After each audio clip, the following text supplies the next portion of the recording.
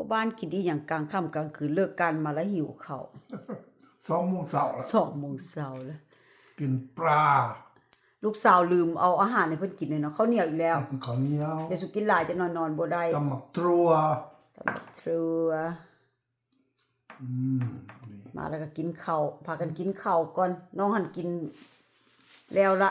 ถ้ามาถ่ายวิดีโอให้เพิ่น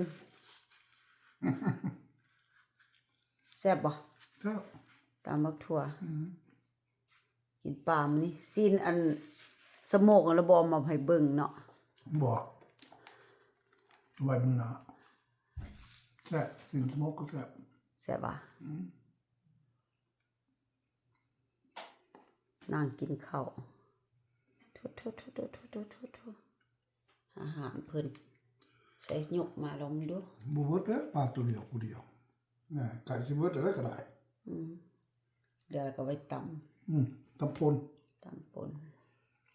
แห้งโซนนี้สิได้เห็นพ่อบ้านดุเด้เป็นมาโดให้